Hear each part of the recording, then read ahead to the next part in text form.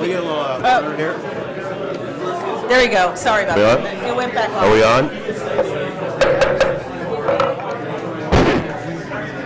Public hearing yet, because you probably want to get Fred up and Okay, get started again, please. We had a quorum.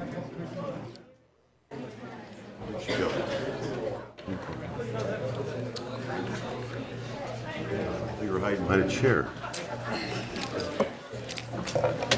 Okay, we have everybody back. Thank you for your patience. We have a roll call, please. Councilmember Barbie? Here. Councilmember Brand? Here. Councilmember Horvath? Here. Councilmember San Marco? Here. Councilmember MD? Here. Mayor Asfel? Here. Okay, I was going to lead it off and ask a few questions of staff and Mr. Bruning, but I think we just give Mr. Bruning. You're the applicant basically, so you want to come up here and respond to anything, or we can ask you questions while you're there. So go ahead. You have the floor. Thank you, Mayor. Yes, I really appreciate everybody's patience tonight, and again, thank you so much. You know, I've heard a lot of things said about the state of retail today and theaters and things of that nature, and you know, we are doing quite a lot of retail and theater and entertainment development in the western United States right now. I do agree that retail is changing. It has always been changing. 30, 40 years ago, when the malls were in vogue, you had department stores that were anchors that made those projects really meaningful. The role of the anchor store has changed dramatically in the last 20, 30 years, and they're by no means as powerful as they used to be. So if you looked at that Wall Street Journal article that was referenced that talked about the death of malls, what they're talking about is the mall and its traditional, the way most people understand a mall, a couple of anchor stores, a tube of shops, in between them maybe another anchor or two in the middle. Because the anchor stores are having troubles where you might have Macy's or Sears not being as big a draw as they used to be, those malls are a little bit passé. The reason I think the malls are passé is because there's only one thing you can do there. You go there to shop. That's pretty much it. That article went on to say where the growth in retail is the entertainment centers, the lifestyle centers, the what I call experiential centers, where people can come and just have a good time whether they buy anything or not. And that's exactly the fabric that we're weaving into the waterfront here in Redondo Beach. So, you know, I think, again, you can always say retail is changing, the internet is changing. When I was with Sears, Roebuck and Company, my first job, I was real estate counsel for Sears. I worked on Del Amo Mall, you know, when they expanded across Carson. At that time, Sears' total sales in catalog were 60% of total sales. So much higher than the percentage of internet sales now. But Sears started out as a catalog company. There was another article in the Journal just today that talked about 51 internet stores that are now going to brick and mortar. So Amazon, which we hear is, you know, such a great catalog, they're looking at doing about 2,500 retail stores throughout the nation to, again, go to multi-channel, multimodal marketing. And when you talk about theaters, it would really come as a surprise, I think, to Cinépolis to know that they're not doing new theaters. Because we're doing new theaters with them, and they've told us definitely they want to be at the waterfront. But when you look at again, dinner and a movie, the full-service theaters, their sales are quite up. 2017 is going to be a record year in box office sales for theaters. The last record year was 2016. So the markets are still there. The retail, you know, people have been saying retail is going to go out of business since the souk in Byzantium about 2,500 years ago. It always evolves. You want to be careful to build in a sustainable manner. So if an anchor store goes out, you have another use for it. One of the problems of the malls, these big anchor stores were 200,000, 300,000 feet. It's very hard to repurpose those stores. Smaller boxes, smaller boutique shops, much easier to replace and repurpose over time. One other comment I just wanted to make, just real quick, there have been comments about the length of the 99-year lease. I would say that given the state of the Redondo Beach waterfront and the massive amounts of repairs that are required, it would be very hard to not have that term of a lease and get financing done or really justify the investment. Given the amount of infrastructure that we have to put in, the infrastructure replacement costs that we have to do for this project are more than the value of the land. So it's very, well, it is Thank true. you. And please. Again, at the end of the day, our facts are based on science, based on studies, based on, in my case, I've been doing 40 years worth of development of commercial properties. We know we can achieve success here. We know the challenges. It's not easy. I don't think we should minimize the potential downside of this project not going forward, nor should we say that we're the only idea. That obviously other people potentially could come to the site at some point. But we've just completed a 5-year process, gone through a complete EIR. If you come back with a different plan and a different study, it all starts from square one again. It's a lot of years and a lot of additional effort that will have to be required. So again, I think for all those reasons, we again would say we hope to be allowed to proceed with this project. We think it's a great project for the community, and it's one that we've become quite attached to. And yes, I will be at there. We do have hours on Sunday, so if you come in the morning before the Super Bowl, I'd love to see you at the waterfront. Are there any other questions? Yeah, I have some questions for you. Yes, sir. About the theaters, so, there's not everybody, but quite a few people, even people that aren't in this room, when we talk about it, the street are asking about the theaters. So you and your experts are convinced that these they're viable, and you have theater chains really wanting to come in here right now. We've had at least 8 theater chains tell us that they want to be on the waterfront in Redondo Beach. We're focused on the theaters that are the full-service dinner and a movie. They're much smaller. They're not like your theaters that you'd find at South Bay Galleria or Del Amo. Those are the ones that seem to be the most popular right now. Those are the ones that I think are most successful right now. The theaters that aren't working so well typically are the freestanding theaters that are in empty parking lots because people don't just want to go there. They want to go and have other activities when they see a movie. And again, I think those theaters are going to be very successful on the waterfront, and it's a great way to get people to come to the waterfront on a Tuesday night in the winter. Part of what you want to do is balance the development of the site, so it's not just people coming on a beautiful day in July to go to the beach. You want people to come year-round. Once they've seen a movie, they can have dinner, they can walk around, they can shop, they can just look at the sunset or the moonset over the Pacific, or just spend time in our park. But you want different reasons for people to come to the site, not just to shop or do a retail trip. How are your theaters doing in your other locations? We have 6 theaters in our portfolio right now. I think last year they did over $5 million ticket sales. They're all doing extremely well. We don't have a single theater that is not performing well. Now, if this is not a 1-year plan or a 5-year plan, this is a long-term plan. If your company or somebody decides in 6 years those theaters are not worth keeping open, they're not making the money, how hard is it to repurpose those to other uses? Or does the building just come down? Well, again, the new theaters and the buildings we have on the waterfront are smaller buildings. So essentially you have an opportunity to repurpose a building like that to another either retail use. It could become second-level office. I mean, there are a lot of different uses you could put to it, but I don't want to leave the impression that we think it's not going to be successful. I think those theaters are going to be very successful, and really the success of theaters depends on how well Hollywood does in terms of movies. You do have options in theaters or in home now where you can actually see, big screen at home, what have you. But people just want to get out. They want to get out and be with people. They want to go out with their friends. So I think that the theater concept will remain viable. People have been saying that theaters were doomed since the invention of the 8-track. And they're still doing quite well. Okay, yeah, I got 24, 26-year-old daughters, and they're at theaters all the time. I'm not. But we'll get you back. Okay, shops, you'll say you have 50,000, 60,000 square feet of shops. Is that about what it is?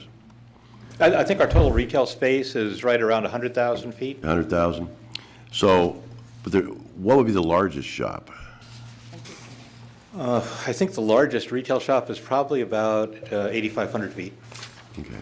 And we're not going to name names. I know you've been talking to people, but people come up to the podium or write letters to us or talk to us. You keep saying there's going to be Chili's or Denny's or McDonald's. Those are people who've never talked to us or have so any knowledge about there's no chain, but a chain could be 5 stores, I mean, around the country, but, Well, there are chain stores that are currently in the waterfront, like Right. Ruby's. And Ruby's, we will stay in the project because they're an existing tenant and will be relocated within the tenant. When we talk about restaurants, we're talking about chef-driven concepts that typically will be very unique restaurants that are not large chains. They might be a company that owns 5 or 6 restaurants in the South Bay. And the retail stores are going to be beach boutique retail, active apparel, things of that nature that, again, I think will do very, very well in the waterfront environment. you're not going there to buy diapers and toilet paper and toothpaste? No. Okay. Hold on.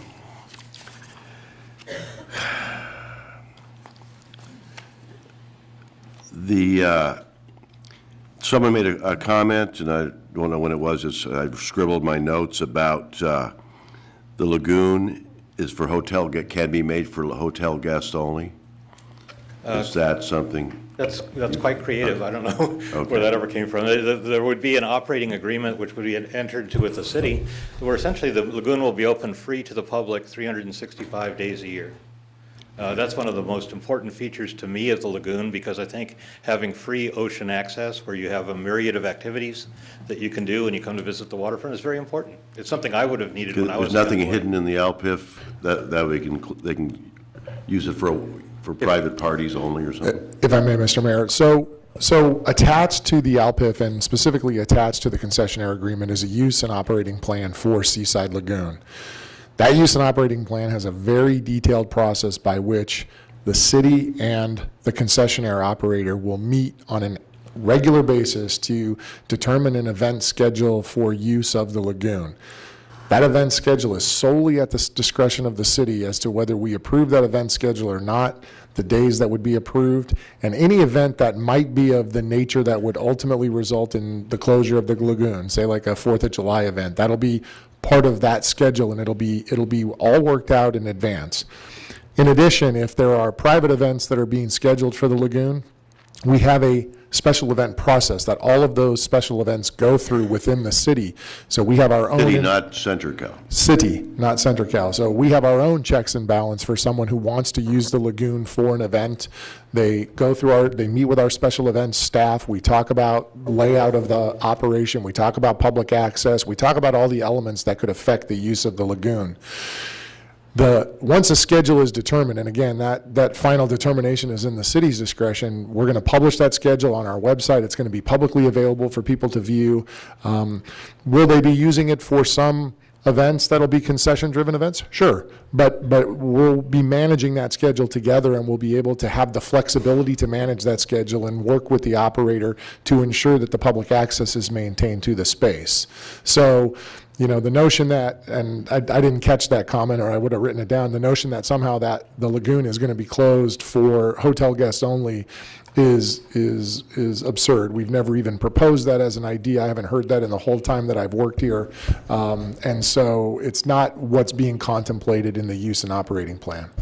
And if I may, Mayor, I would add to that, and we've heard this comment in the past, that city programs, i.e. the annual Breakwater Summer Camp that's very popular among our residents, activities like that will continue as well as part of this annual calendaring. We intend to secure and have the ability within the use and operating plan to position our recreation programming for our constituents, much like we have in the past. Now, the nature of those programs may evolve given the facility and new opportunities that the facility presents, but ultimately our recreation and cultural services divisions will have a very robust set of programs that we'll be scheduling in that space as well.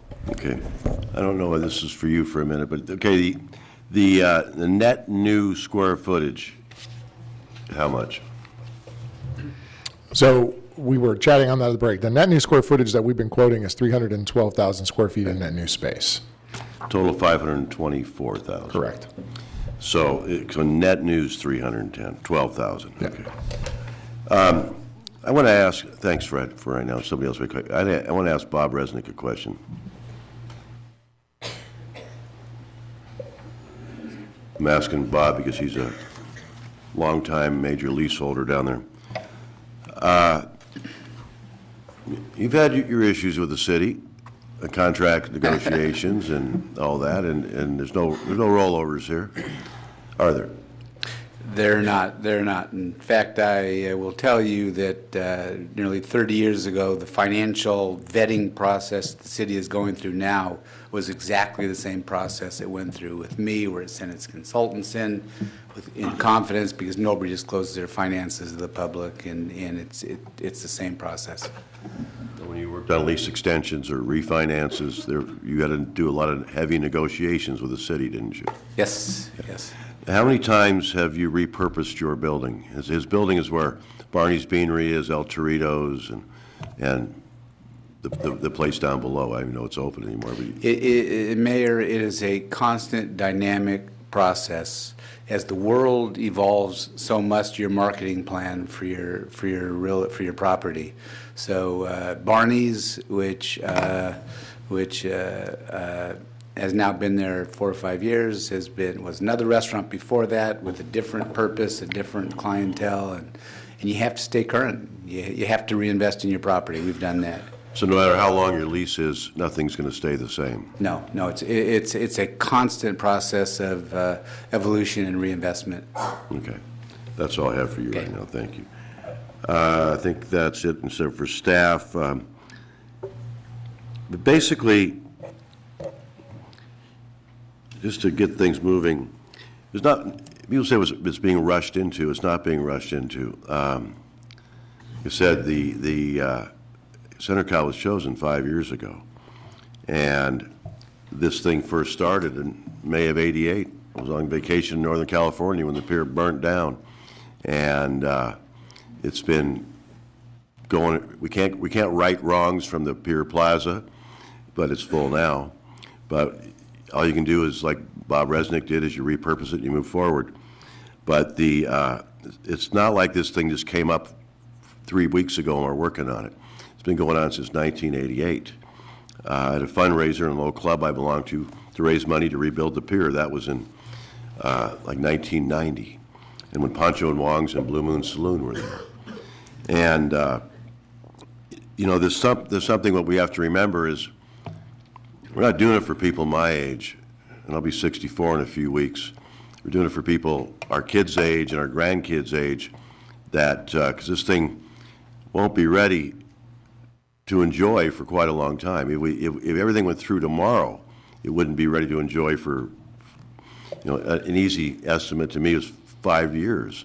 I don't think, you know, we're looking, our job isn't to look how it's going to affect our life in the next 6 months or the next 5 years is how it's going to affect everybody down the line. And if you look at what the pier was 99 years ago, or I wish we had Pat Ost here. He has a video out about what it was like in the 20s, 1910, 1920, 1930, the roller coaster, the plunge, and the old Hotel Redondo. But it was much more massive than it is now, and there were train tracks down here. But the world has evolved since then, and just somebody mentioned from 1960 till now, well, just from 6 months ago till now, how our phones are outdated. But you know, I see someday that, and I know when this thing does come to fruition, I would like to speak someday about having a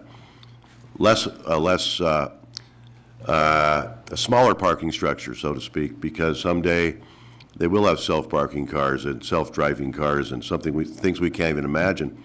And if a lot of places you go, no one's driving anymore; they're taking Uber. I went to the Kincaid's last Wednesday night for their 18th anniversary, and I drove there, and I parked in the front row, right in front of the place I got there at 8 o'clock at night, and I shouldn't have been able to park in the front row. I should have had to walk half a mile, and then we went there on Friday night with a 7 o'clock dinner reservation, and we took Uber. And the interesting thing was the parking lot was still relatively empty at 7 p.m. on a Friday night. And it wasn't raining. It was a beautiful night. It was a stroll around the pier night. So the object is to get the people like yourself and like us to have dinner at Kincaid's or those kind of restaurants more often, rather than take Uber to Hermosa or Manhattan or Del Amo Mall. And but this is a long-term project. In 99 years, nothing as we know it today is going to be around in 99 years. So to me, 99 years is a financing mechanism, like Fred was saying, so they can get the money to invest. And, you know, people are going to come to the coast. You know, you can get a Motel 6 on Hawthorne Boulevard, or you can get one of our fantastic hotels up on by that Costco on Marine, and they're filled all the time. But people will still stay at the Portofino or the new hotel because they want to stay next to the water, and hotels are extremely great producers of income for the city, and it brings people in money and vacation, and they buy things at these little shops. You know, they're not going there for their chonies and their toothbrushes. They're going there for $150 Tommy Bahama shirts, and so you go any place you go on vacation or for a night out. But this is a long-term project. It's not something we have to think past what is going to happen in 5 years. And it might be, if this thing goes through, the construction and everything will be horrible. But we got to think past our inconvenience to our kids and our grandkids. Anyway, the council will discuss this, and then there is, just so the lady that commented on this about the staff says adopt the resolution. The council doesn't have to adopt it. There is a plan B. They can say no, and then go back to square one. But it's the staff always puts in that's their suggestion, is to adopt the resolution. And we had it on the agenda 2 weeks ago. Everybody said their piece, and now we have it tonight. Everybody got to say their piece again. So I think the council will deliberate, make a decision, and we'll move from there. And I'm going to give it to Bill. Go ahead. Oh, thanks, Mayor Aspel. And thanks to our staff for all the work and the consultants. And especially thanks to the residents who are not getting paid, both sides of the aisle, for and against, that have taken time out of their lives to engage in what's going on in their local community. There's been a big shift because of what's been happening on the national level of people getting involved in their local community because they feel, I think, a little bit out of control. Anyway, so I wanted to ask our city attorney a few questions. Some I asked before, and some that I continue to get from the residents. I've been out canvassing the entire town, and the same questions come up. So I thought I'd ask you them again, Mike. Well, first, the ENA, we've been under an exclusive negotiating agreement for 3 years? Close enough? I believe it's just a little over 4 years. 4 years? January 2013. Means, well, the main stipulation of it is that we're not allowed to negotiate with other parties about this particular project, land. You know, that was one of the main tenets of our... So there were 6 amendments to the ENA, and the most recent 3 was you continued it from August 2015 to August 2016, then August 2016 to the end of December, and in order to continue it so it wasn't decided during the holidays, it was continued till tonight. So it ends tonight? Correct. Right.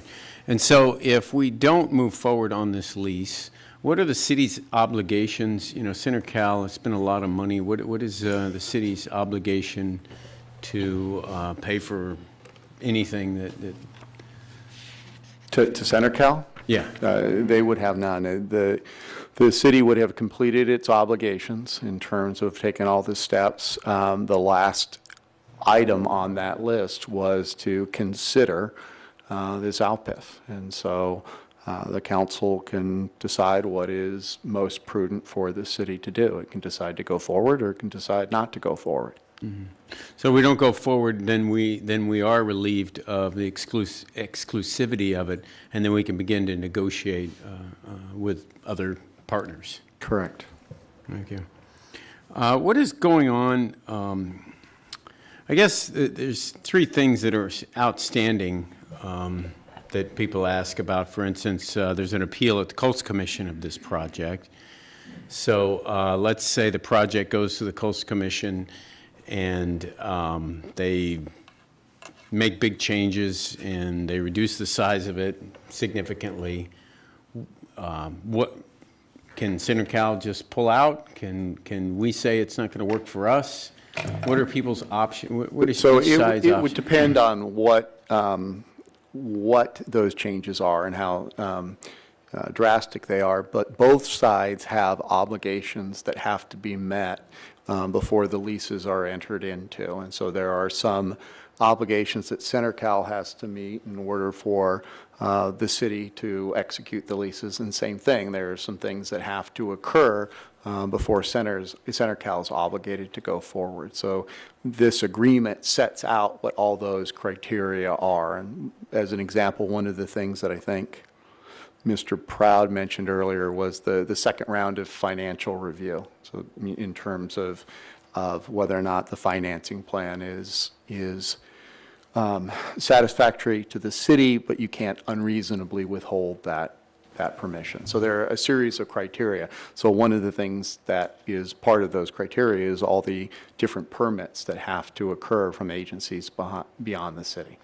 So if the Coastal Commission issues a permit, but it has certain conditions, I'll just give you an example. The Coastal Commission says, no, you can't build on the one public park down there. There'll be no structures on the public park. And you have to not block the entire view from Portofino Way and Barrel and Harbor Drive. You're going to have a view corridor so the public can still see the ocean there. And then it cuts into the square footage. You know, it impacts everybody. It impacts the city's financial calculations. It impacts, obviously, CenterCal's financial calculations. And so what are the recourse of either side to say, okay, we're not going to proceed? Well, again, I would point to the sections in the ALPIF that talk about all the criteria that have to exist. And there are so many possible hypotheticals. It could be a minor change. It could be a worst case scenario in terms of now the financing just doesn't work, or it's not a good deal. It could kill the deal, or it could be a minor amendment that both sides could live with. And that is, if you look at in the part of the ALPIF that talks about city obligations and CenterCal obligations for the lease, if any of those don't come true, that could derail the project. Okay. Okay. So it seems that all things rest at the Coastal Commission, because the Coastal Commission has, they could do anything. They could approve it as is. They could give it a little haircut. They could give it a big haircut, or they could just outright deny the project. So it seems that all things are going to be resting at the Coastal Commission as one. There's also a CEQA lawsuit over the EIR that was performed. And that's ongoing.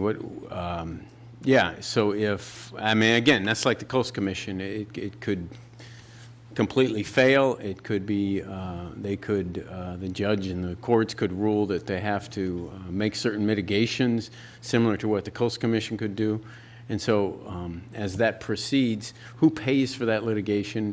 And what are the outs for either side if there is a significant haircut to the project? So in the agreements with CenterCal, they are obligated to indemnify the city, and they were given the choice to whether or not to pay for all of the city's legal fees in defending any litigation. Since we've met, they have now delivered to the city notice that they will, in fact, incur those obligations. And so, therefore, that would be at CenterCal's risk and expense. The city was protected because should they have decided, no, we're not going to pay for it, we think that there's too great a risk of the CEQA lawsuit prevailing or for whatever reason, then the council retained the jurisdiction to revoke any of the permits or entitlements that they had previously granted. But they have indicated that they're going forward and honoring that commitment. So the risk and the cost are going to be borne by CenterCal. Let's say the Coastal Commission approves their project and this lawsuit is hanging out there. Can CenterCal proceed anyway? Do they have to wait till litigation is resolved? That would be a better question. So I have to be careful because we have active litigation going on now. That might be a better question for Mr. Bruning as to, what level of risk they feel comfortable in terms of going forward with the project if they get permits. But there are certainly, potential for a court to come in and cause great havoc to that. And lastly, Measure C, of course, there's a ballot measure that basically downzones this area so that their project, as presented, couldn't occur, specifically the parking structure west of Harbor Drive. So how is that going to impact? Let's say we pass the ALPEF tonight, say 3-2, and then the Measure C passes. So as I indicated, sorry, I was just commenting at, just smiling at your projection. Guessing. Yeah. Throwing it out there. So that's a hard question to answer because of a variety of factors, and we've commented on some of them. And it's in your impartial analysis. Correct, and of just the making Measure it C. correct. That you clearly have the drafters intended one thing. It is clear that they intended that this wouldn't need Coastal Commission approval. Coastal Commission has taken Coastal Commission staff took the exact opposite view in a less impactful moratorium regarding the power plants. And so we know that there's going to be some tension there. Even if the drafters are correct, then there's a question of, well, is CenterCal already entitled, and therefore a subsequent change in zoning can't stop the project. And so, and then you have the separate thing is, what happens if the Coastal Commission, it needs approval from the Coastal Commission, Measure C. It's approved by the Coastal Commission, but with modifications. Right. And then the way Measure C is written, it can't be modified without a subsequent vote of the people. And so then you'd end up with another election, and how does that interplay with other potential entitlement rights that CenterCal has? And so it's one of those things where I just wanted to highlight it to everyone. It doesn't necessarily, Measure C, whether it passes or fails, if it passes, it doesn't necessarily prevent the waterfront. If it fails, it isn't necessarily mean that the waterfront is absolutely going to occur. And if it does pass, then it's just a question of we take it step by step. And ultimately, a court will resolve it because you'll have people with vested interests on both sides, whether it be Redondo Beach Waterfront LLC or the drafters of Measure C, who I'm certain will want to convince a court that their view should prevail. And I've gotten this question because we haven't seen the documents. We haven't seen who the potential leaseholders are. We haven't seen, the details of the financing, and we're basically taking the word of our consultant, Cosmon Associates. So let's say down the road, it turns out that actually the financing is sketchy and they have to pay a higher rate than they were predicting, and the leases aren't as good or as secure as we thought they were going to be, and the deal starts to fall apart based on the things that we took the word of. Who's accountable, who's responsible, who's liable?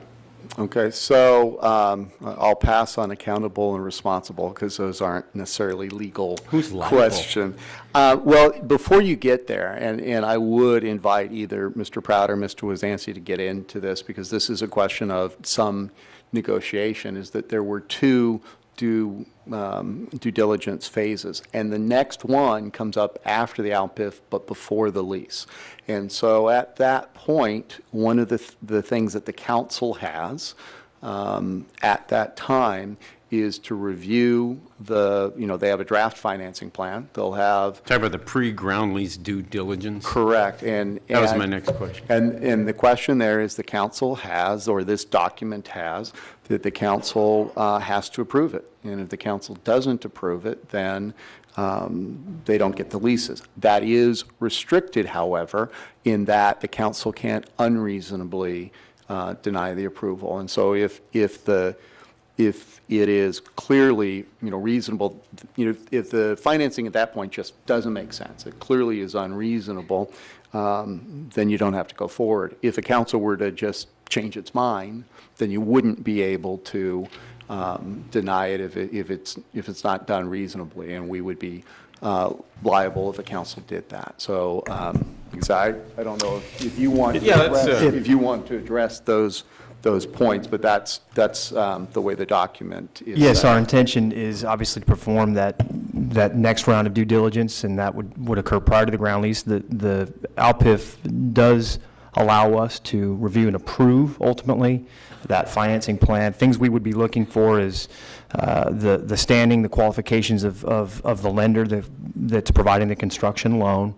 We're looking for a well-established bank in that scenario. We would be looking at the different commitments by the LLC as it relates to what their upfront financing and is with the loan itself. And ultimately for us to feel confident in them moving forward is to ensure that the security bonds, the performance securities that we've established as prerequisite have all been met, that we have full confidence that in the event that there was a disruption during the construction, that we could proceed with those bonds and see it completed. So for us, though, to make a case that ultimately they haven't met that standard, we would need to see things that are atypical for those types of instruments. So we'll be looking at that very carefully. And ultimately, I think we've talked about this, that this is all happening in due course. There isn't going to be a loan document prepared prior to the execution of the ALPIF. There's no ability for CenterCal to ultimately go out and procure such an instrument at this point. Ultimately, what the covenants are in that loan document obviously are something that are going to have to be developed after that lender looks at the deal and ultimately evaluates the business pro forma and the project that CenterCal has proposed. That there's another round of vetting here that's actually beyond city staff, city consultants, and even the developer, and that's going to be the lender.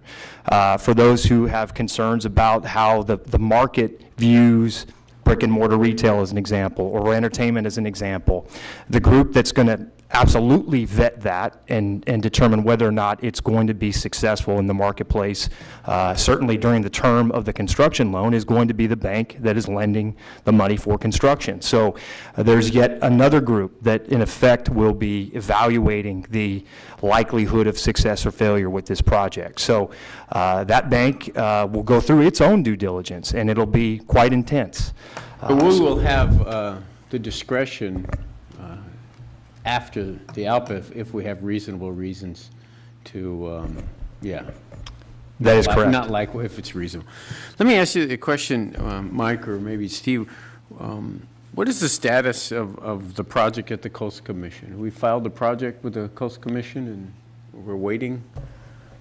Yeah, the project was, we didn't file the application because the project that was approved by the city has two components to it. There's the part that's within the Coastal Commission's original jurisdiction. Right. It's under So we appeal. actually do have to file a permit for that. So the piers, Seaside Lagoon, some of the in-the-water work we have to do.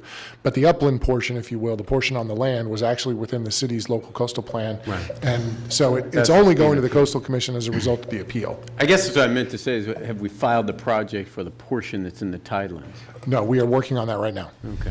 And likewise And with the you have boat ramp? you actually have a next agenda item that speaks to the resources necessary to prepare that permit. Oh, okay, the CDM. Likewise with the boat ramp? Correct. Okay. When do you expect to file that? All those? If the project is approved and we have the resources available to us, we'd like to have that completed within the next 30 days. Okay.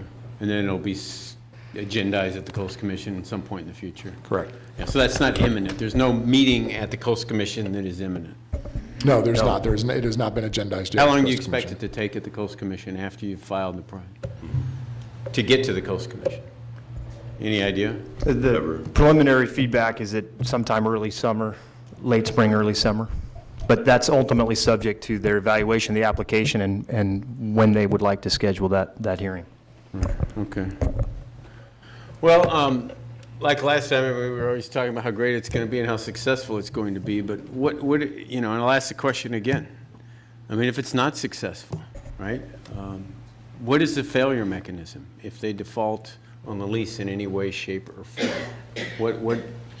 I mean, let's just say this whole thing blows up for whatever reason and CenterCal doesn't make the lease payment, or they don't keep it up to our standards, or whatever else, and we decide that they have, breached their agreement, what do we do? As Mr. Proud covered, I think, Happens. briefly in his presentation, we would initiate effectively default proceedings. There would be opportunities for the LLC to cure, and that doesn't happen overnight. I mean, default doesn't occur in a single day, and that, it's a fairly deliberative process. But ultimately, if they fail to meet our maintenance standards or fail to meet our capital reinvestment obligations or fail to make our minimum rent payments, ultimately they would be subject to potential default of the ground leases. Mm-hmm. So, I mean, this happened before, and we don't get the income we're expecting. We don't have a partner there reinvesting in the project, and everybody suffers. And then you have a bank who is sitting there holding the paper with a default on it, looking for somebody to bail the whole thing out at no doubt a discount to what was originally invested. It's a mess, and it's already happened, and it happened in the Upper Pier Plaza, as many of you know, and that was only 65,000 square feet. So, it's important that people understand that this could go either way, because, is there a, well, let me ask you this.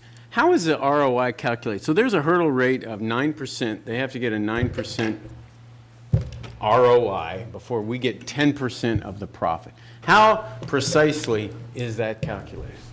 Sure. Thank you, Councilmember. There is a fairly precise formula in the lease. I think if anybody wants to look at it, I believe it's exhibit or attachment D as in dog. I think there are definitions, know that there are definitions in attachment G as in golf that describe the process. But broadly, it is a return on cost formula, and it is an... So if they spend $300 million... Correct. That would be the cost in that case.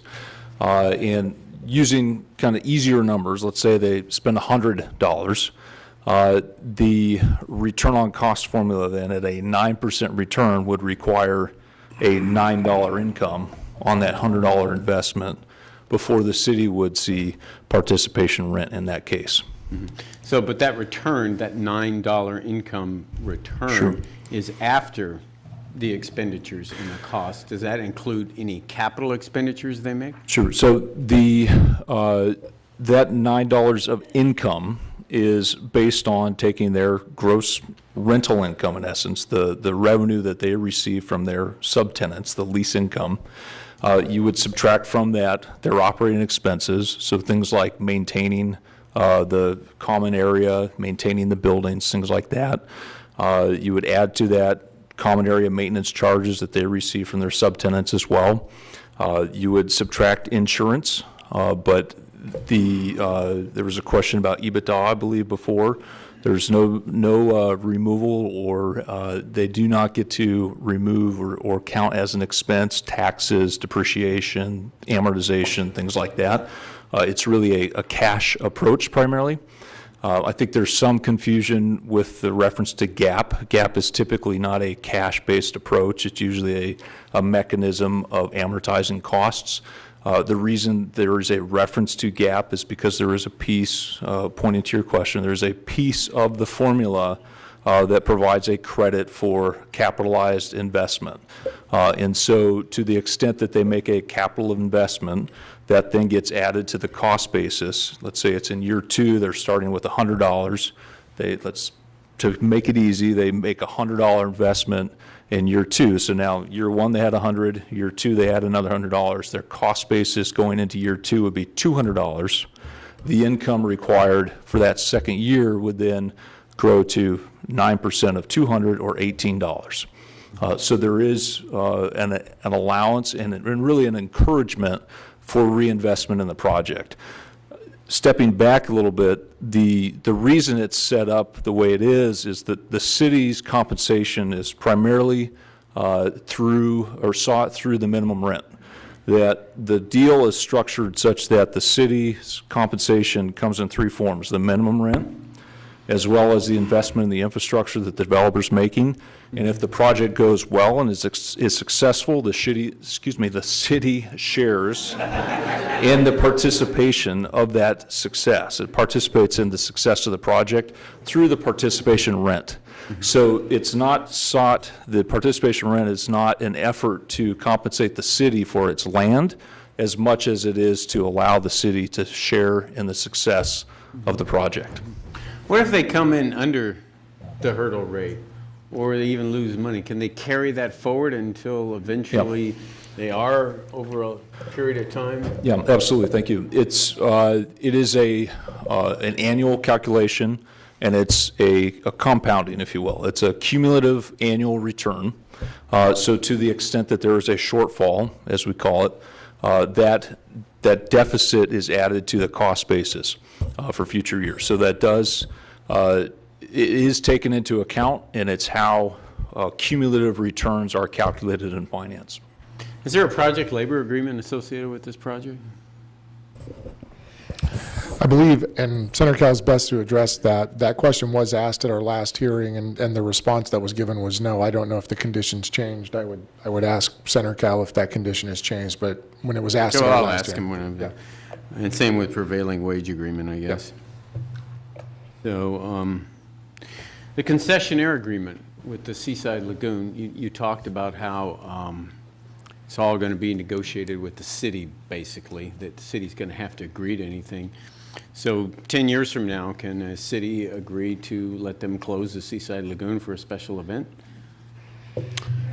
For a special event?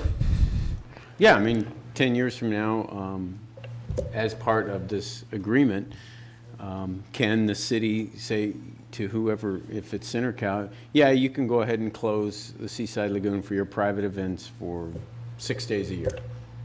Well, I think that, to be perfectly frank, I think that capacity is built in today. Right. So I think we can, as part of the I'm negotiation. talking about going forward as part of this. Yeah, so as what we have today is a process People are where. concerned about the Seaside Lagoon being closed for a special private event that CenterCal wants to hold. And it sounded to me, listening to you earlier, that yes, the city could agree to that. We could. They would We have could to agree to that. Yes, Yeah. we don't have to agree to that. I want to be careful about the words. We don't have to agree to that. But we We could will put sit in the down and have a output. conversation with them about a schedule, and if one of the pieces of the schedule is a request from them to close the event, then we have the discretion as to whether we will agree to that or not. But we could put in the alpha right now that under no circumstances will the Seaside Lagoon be closed to the public.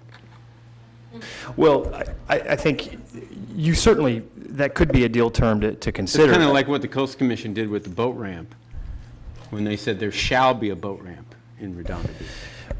Not if it's feasible. No, there shall be a boat ramp. No, you will not close the Seaside Lagoon to the public.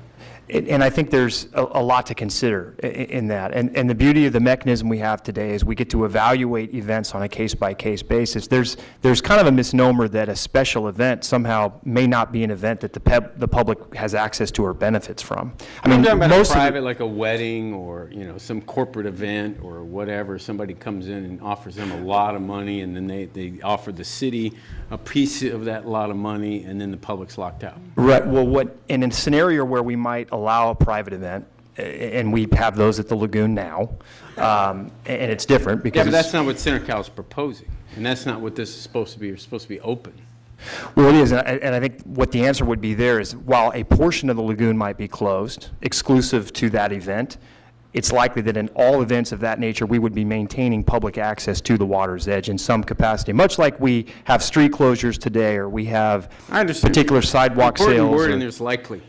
See, I'm talking about not today, but down the road, you got a different staff, got a different council, maybe even have a different, and all of a sudden, they're closing the Seaside. I think you'd evaluate each year the nature of that event and its benefit to the community, and you'd sort of check it against our traditional standards, like we do with a special event today.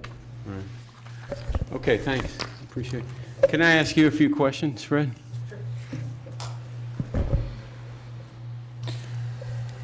Thanks for coming. Thank you. How much money have you spent so far on this project? I mean, I'm reading in our next item has been $3 million on the environmental impact report. Oh, I think to date we've expended over $12 million. A lot of that was to fund the environmental impact report and the studies relative thereto that the city conducted. But architects, engineering, all of our site studies, probably close to $12 million. Okay. What's the average, how long do you normally stay in projects when you build a We mall haven't sold project anything or in whatever? How 15 long years. what's your average? We haven't sold anything in 15 years. Then how come the stabilization rate in this case is so low? In this Alpif, if you get 75% occupancy for 1 year, you can then sell. And likewise, if after 2 years, you can just sell no matter what the occupancy is. If you've never sold a project, why would you not sign up for, let's just say, 10 years? They'll be there in 10 years. Typically what you have is, and this is just custom in the industry, you have a set standard for stabilization that the lenders get comfortable with. They're also looking at eventualities. What if Fred gets hit by the pie truck? If a lender might have to step in, they want to have the right to have someone else come in and complete the project. Something of that nature might be part of it. What we're using is just standard terms in the industry that give us an opportunity to say we're stabilized at this level, If we had to sell for some reason, although we don't sell, it's like when you buy your house, you hope to never sell it, but something might occur and you have to sell it 1 year. You wouldn't want to sign a covenant saying you couldn't sell your home. Yeah, but the value in knowing that somebody's going to be there and having that Oh, I know. threshold in there gives comfort to the community that, somebody's not going to come in here and just flip it. And so I don't know why you wouldn't agree to 10 years. Well, I've never seen that done. I think it's commercially unwise for anyone to agree to a term like that. I think the really important thing from our standpoint is we are committed to be in the project through stabilization. If you look at our history, we don't sell things. But at the same time, we have to have the documents look like they make sense to our lenders, to our capital partner and others to keep within the bands of custom and term in the industry. If we don't do that, our chance of getting financing or completing the project goes down. What do you expect the average lease rate to be? Right now, we've got tenants down there paying $2 and $3 a square foot. What do you expect the lease rates to be roughly average for R10 or a Najas or somebody like that? Well, I think it's going to be a broad range, Councillor. I think, for some of the legacy tenants like the Captain Kids or maybe someone like a Quality Seafood, we'll be negotiating leases that are very close to current rents. We'll be building them new facilities. Well, they have a lease now, so it has to be the current rents, right? I mean, you can't jack up what they already have. Well, we're going to be building them a new facility, giving them a lot more term. We're going to be putting a lot of capital improvements into their space. And we would say that the bulk of our increase in rent there is going to be additional percentage rent because they will also have percentage rent that they will pay as their sales go up, our rent goes up, city's rent goes up. So it's a way of kind of balancing the equities of a project like that. I would say, depending on the size of the space, whether it's a 6,000-foot space or a 200-foot space, there will be a broad range of rents, probably I'd say in the, again, barring some of the special deals you might make with the legacy tenants, maybe in the $4 to $5 a square foot net range to maybe $9 or $10 a foot. Okay. Thank you. Do you have any leases signed yet or letters of intent or, what kind of commitments do you have so far? Well, you can't sign a lease when we don't have a lease. So, right. At this so point, what do you have do? no- Do you sign a letter? Do you get a letter of intent or? Yeah, well, we have. Obviously you're not just saying, okay, we got it now, we're going to go try to lease it. Yeah, exactly. So essentially what we've been doing is talking to a lot of different tenants, both local tenants, legacy tenants on the waterfront, as well as others. I would think we probably have a total now of probably 60 or 65 letters of intent that are in process on the waterfront right now with various tenants. But again, until we understand truly what our entitlement is, there would be no way that we could enter into a lease until we actually have title to the property. Going back to the litigation question that I had, if you get what you need from the Coastal Commission and this all passes and whatever happens with Measure C, but you're at a point where we can move forward, except there's this CEQA litigation out there that could go on for a year or two. How are you going to determine whether to just start your project regardless of the litigation, or? Very, very hard to answer that, Counselor, because that really depends on how the particular litigation might go. We're not litigators per se. You know, we tend not to get involved in lots of lawsuits. We're sort of the anti-Trump in that sense. But I do think as you go along, there might be a point where you might say we judge the risk to be small enough where we might consider, or you might have advice of counsel that says you really don't want to go that route. You want to wait until this is finally adjudicated before you move forward. It really depends on the state of the deal at the time, and so I can't give you a definitive answer. But again, we would hope to be able to move the project forward as quickly as possible. Last question. Why did you guys give $30,000 to the Redondo Beach Firemen's Political Action Committee? Actually, we were asked to. We never actually understood, or we also, I gave $15,000 personally to the police for the police foundation just because I thought it was a good thing to do. Now, I was asking about why you gave $30,000 within the last couple of weeks. We make lots of contributions to various entities, whether it's police, whether it's to fire. We do the same type of thing in many of our projects. We never spoke to anyone about any direction of funds for that donation. There's a road pack. They'd like to have $30,000. Would you consider giving them $30,000? They're raising their hands back there. I mean, how do you make these decisions? You can't just tell me you just throw money. Well, maybe you do. Just throw money around, fireman pack, yeah, police pack. I've answered your question, Counselor, and I think if the road pack was a little bit more truthful, we might consider making a donation to them. So you just give money to whoever you feel? No, we evaluate it, but I've answered your question. Well, not really. You didn't really tell me why you gave the fireman pack $30,000. I mean, it doesn't make any sense. I don't know why a developer would go give the Firemen Association $30,000. Again, I've answered your question. We make many contributions, and but I will tell you, we've never spoken to anyone at that association asking them to direct that contribution in any way whatsoever. You talked about lifestyle centers versus malls. You know, people are calling it a mall. You're calling it an experiential place or a lifestyle center. Would you agree that either one of those, whatever you're talking about, whether it's a mall or a lifestyle, would you agree that either one of those could be too big, that somebody could go in and actually build something that's too big? Well, I mean, you know, if you built a 50 billion square foot shopping center, yeah, I'm sure that's going to be way too big. If you built it at 10 square feet, it's probably too small. You really want to look at what the market will bear and what the mix of uses. If you look at the waterfront in particular, the largest building we're building is the hotel. The hotel of the added square footage is 110,000 square feet. That's only 120 rooms. So if everybody brings a car, nobody comes by Uber, that's only 120 cars a day. So if you look at office and a hotel and retail, we think this is a very appropriately sized mix of uses for the waterfront, and we think it's going to be very successful. You have, I saw your breakdown where it's 20% retail, 35% dining. And so when I do the math, 35% of 525,000 square feet is about 180,000 square feet.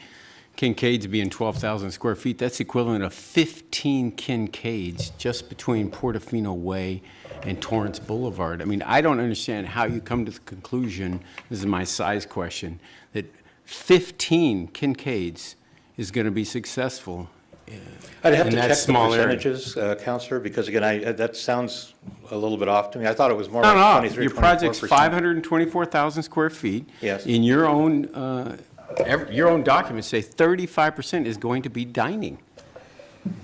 That means, you know, and divide by 12,000. I mean, this is a serious question that I'm not the only one having. How are 15 Kincaids?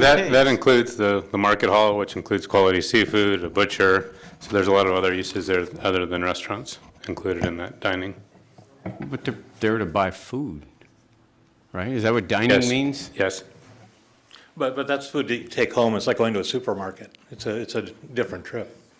But what we found in many of our larger projects and many of our lifestyle type centers or experiential centers, whatever name you choose to call them, no one, I think, would really call it a mall, is that people eat out 5 or 6 times more than they shop today. I mean, the average man, woman, and child in the country eats out about 5 times a week. So you want to have a very wide variety of food. And then what our restaurants find is the more choices there are, the more everybody's sales go up because people know that's where you're going to come to eat. And they have a lot of variety.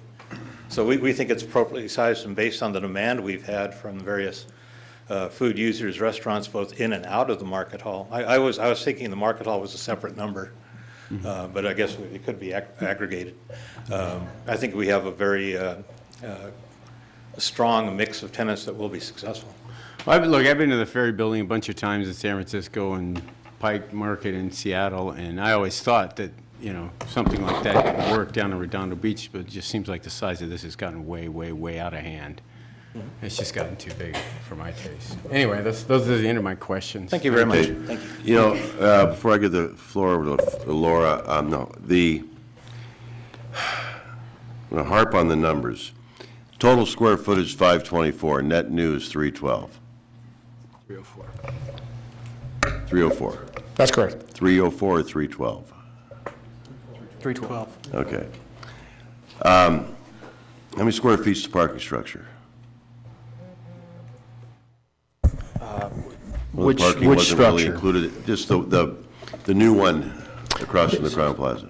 So That's 271 in the final Two- TIR. 261, I think, in the final EIR. The current pier structure is 495,000 square feet. After the downsizing that occurs as part of that particular element, I believe the new square footage is a little under 350,000 square feet. So the pier structure sheds about 150,000 square feet.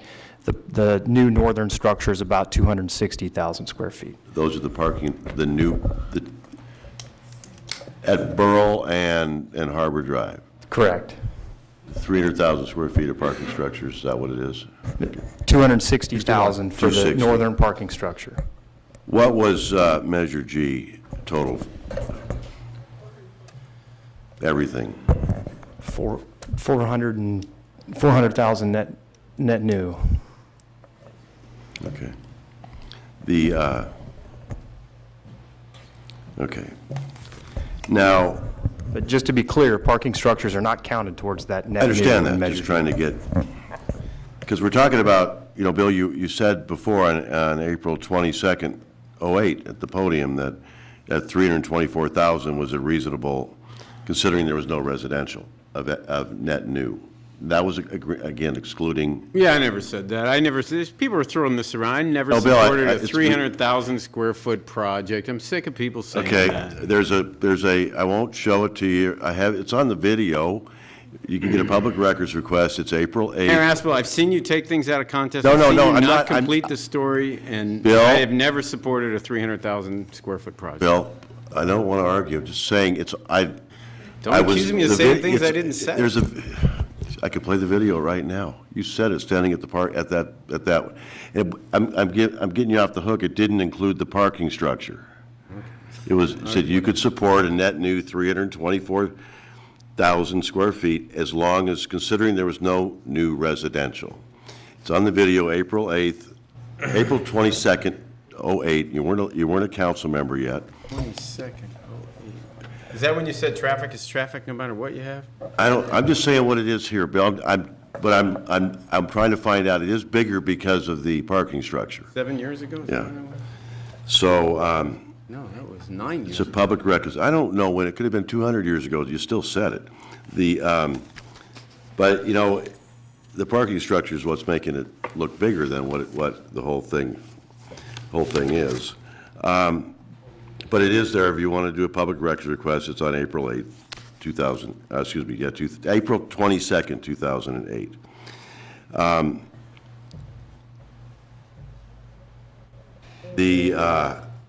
And as far as, you know, quizzing somebody about why they give money to a PAC or whatever, you know, the campaign things, we're not allowed to know anything about it.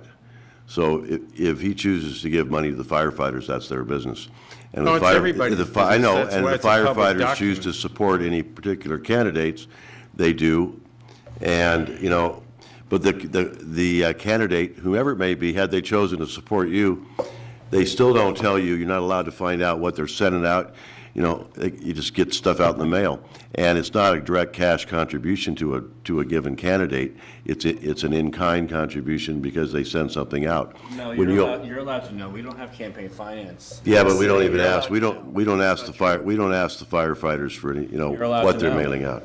Well, I wish I would know they're sending it, what they're sending out. Talk to them all you want. Well, we didn't. Anyway, but it's just a matter of, you need to check the records on these things, and no one's putting words in your mouth. You can get a public records request from Eleanor. Anyway, go ahead. Okay, so you already answered my question about the Martin Homes figures, that you've got a special rate for the legacy tenants. They're going to still be able to afford to stay in the project. That's what I heard you say, right? And so then, and you already talked about participation rent.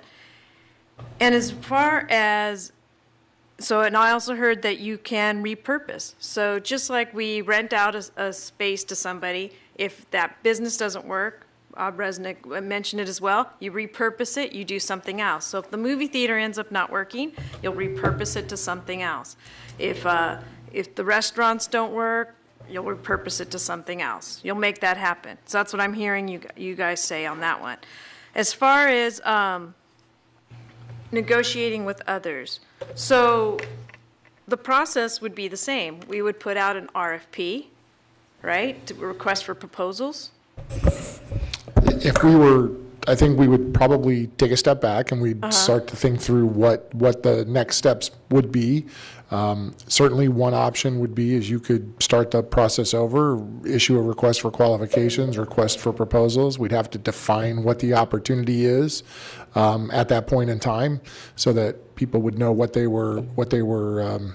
were soliciting for development interest for.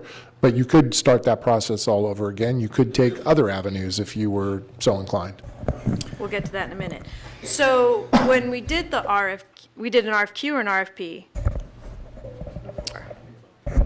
Yeah, both. It was a fairly extensive selection process.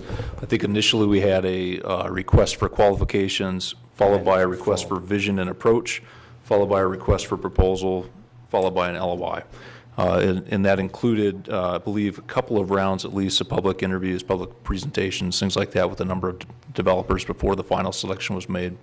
So you kept narrowing it down, and you ended up with 3 at the end, right? Correct. And Center Cal was one of them. That's correct. Okay, so then, so there was a whole process to get there. And when you got to the final phase, you told Center Cal, when you chose Center Cal, you said, okay, well, actually before that, you told everybody, because that's how they were able to decide what project, what they wanted to bid on, correct? So you gave them parameters to work inside, which was 400,000 square feet net new, minus what the Shade Hotel was, right? Because you'd already had that in the pipeline, and that this was the max. And so they actually went to 75% of what they were allowed to do nearly 75, because you have to take out Shade, right? Am I about in the ballpark? Generally, yeah. Okay, so when there was a process, you asked some companies for the proposals, you qualified them first, you asked for proposals, and then you gave them parameters to work inside. And they're inside those parameters. So then the reason why you do an exclusive negotiating agreement is because they're going to go spend $12 million to make something happen. They want to know that they're getting into this with good faith. They feel like they've put in what we asked for, and so they have reasonable expectations that we should be moving forward with something like this. So it's inside the plans of what it is. And we could do the whole thing again, or if we do it ourselves, we would have to pay for it somehow. And it would have to either come out of our general fund, in which it would be cut with service. We'd have to cut back services and figure out how to pay for this, or we'd have to go ask our residents for a bond. You're absolutely right. You can't raise property taxes unless you ask for a bond. But if that gets said no, in order to be able to move anything forward, you have to take the money out of general fund. We have no credit card to be able to do this. We'd have to figure out how to make this happen. So either way, there would be taxes paid. As far as compromise, a lot of people talked about compromise. It started off at 1.6 million square feet, if I remember right. This was long before I was on council. Then it went down to 700, 900,000 square feet, right? In terms of the development cap figures under Right. different zoning, perhaps Aaron Jones could step up and sort of provide the details on the sequence so we don't misspeak, but it depends on what document you were looking at, because one of the things that we had to do before initiating that request for proposals is have certainty with the land use parameters, not just with our local zoning, but with our certified LCP. So assuming that we still have in this scenario a certified LCP with existing Measure G zoning where we have consistency and a clear path forward for development standards, that's just one part of the hypothetical we got to consider. And briefly, in answer to your question, Councilmember MD, I think you're referring back to the historic downzoning of this area. And in fact, it was zoned for 1.6 million square feet with no limits in the zoning ordinance for total square footage. It was reduced to 750,000, which was a recommendation that Planning Commission considered and conducted public hearings on, and chose to reduce the allowable development potential in the Harbor Pier zoning amendments to 525,000 square feet. That was recommended to City Council. The City Council conducted their hearings on the Harbor Pier zoning amendments and reduced the allowable development cap to 400,000 square feet net new, existing as of a date in 2008. Subtracted from that already were the Shade Hotel and the new Harbor Patrol facility, because we included public facilities as part of that square footage. So the development cap at that point was 400,000. That was the reduced plan as approved by the council, which then went to a public vote under Measure G for approval.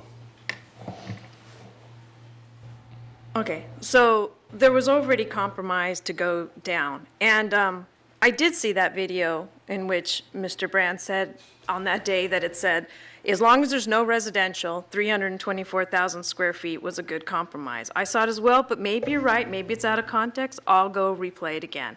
And then as far as risk is concerned, everybody's very concerned that this project's going to fail. It seems to me, based on what I read on the ALPIF, it's CenterCal that's taking a lot of the risk. And that's the whole point of going through this. Because when we went through the Pier Plaza, the city did that. So we can take all, like Mr. Shoemaker said, the pier is a result of some bad decisions by the city because we were trying to do something that's outside our scope of what we are, which is why we went out to experts to try to get this development done. So, risk. Who would you guys say is really assuming most of the risk? Well, clearly the developer is assuming the lion's share of the risk in this project. They are the ones who are investing the capital into the project. They are obligated to produce the project as it's been approved by the Harbor Commission and the City Council. As we've talked about, that includes not only their elements like their buildings for their leased tenants, but also includes all of the public improvements that are a part of the project, the plaza parking garage, the Harbor Drive connection, the public walkways, parks, open spaces. So it is their obligation to provide all of those elements of the project. The city, to be fair, does have a capital requirement that we're required to invest. That's the $20 million that we referenced as part of our presentation. So we do have a limited number of public improvements that we're obligated to provide as part of the project, but our investment pales in comparison to the investment that the developer is making. And in addition, the cost of defending the lawsuit is on the developer, not on the city.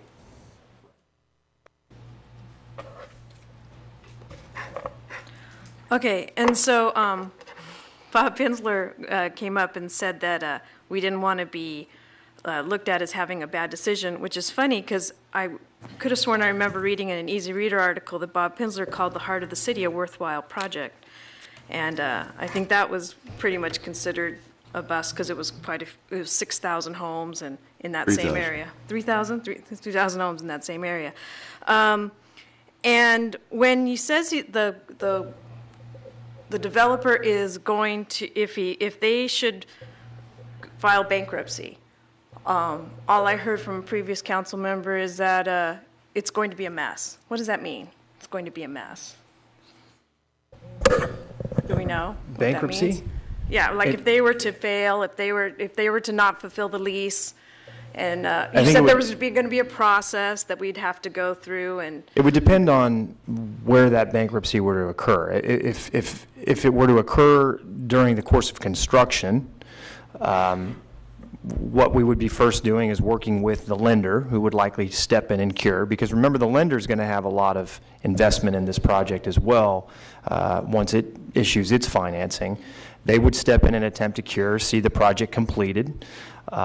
So that's one scenario. If the lender is incapable of doing that, that's where the security bonds that would ensure that the construction is finished, we would be drawing from those. If bankruptcy were to occur during operation at some point of stabilization, and they were to fail to meet their lease payments or some other standard in the lease that ultimately would lead to default, in that scenario, ultimately the city reacquires the asset. I mean, it takes time, and again, it doesn't happen overnight, and you have potential lender involvement depending on where they are in repaying their loans and the like, but at the end of that, the city theoretically would have the leasehold back in its possession and would be able to move forward in a different way. But again, there are a lot of protections to ensure both construction of the project is fully executed, and certainly those who have invested in that project certainly want to ensure that it's operated to the best of its ability so they can earn a return on that investment. So, yes, is it less than ideal? Sure. I mean, are you dealing with a lender and others? Yes, it gets, that part would be, I guess you could describe that as a bit chaotic, certainly.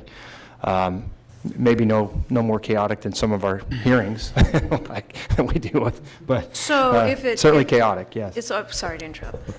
So if it fails, and after the construction happens, and we reacquire the asset, we would end up with $100 million worth of infrastructure improvements, and then the keys to which we could then tear down the buildings if we wanted to, or tear down certain buildings, and we could just put it back to being an asphalt parking lot. Meanwhile, we have catch water basins installed already, so the water doesn't go into the harbor. Or we can just leave it there and repurpose the buildings ourselves, correct? And bring in another operator, much like we've done with our operation of, sort of our short-term operation of the leases we've recently acquired. We've brought in a variety of short-term tenants, or in this case, you would bring in another longer-term operator. Okay, so the biggest thing is that it's not 525,000 square feet because we're tearing down old structures. It's 312,000 square feet net new. Because it's not getting the credit of what's being torn down.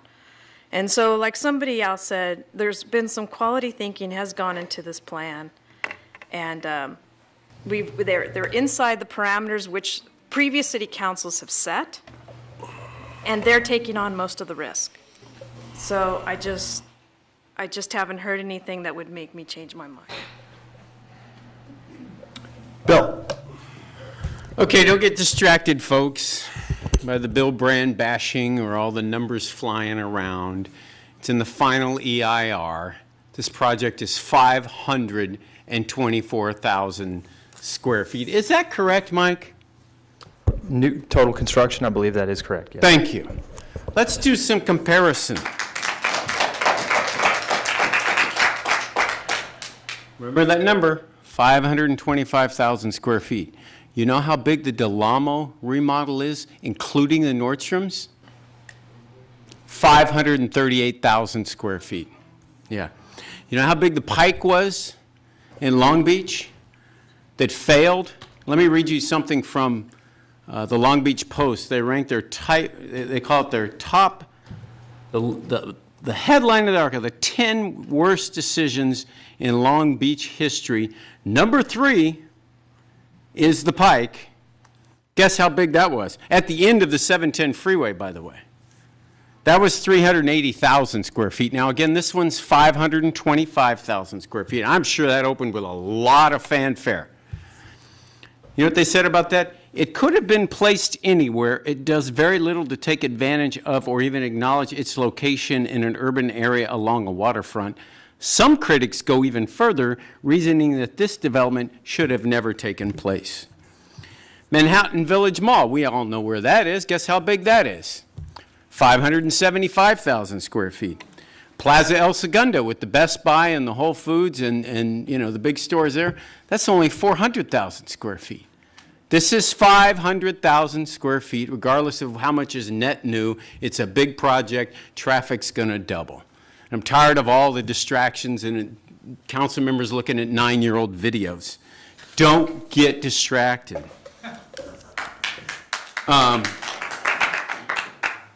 This is a bad deal. $250,000 a year for 30 years. That's our base rent. And if it's not successful or marginally successful, you really shouldn't be adding on all the other revenues from the sales taxes and whatnot. The CPI escalator is only 2% a year, right?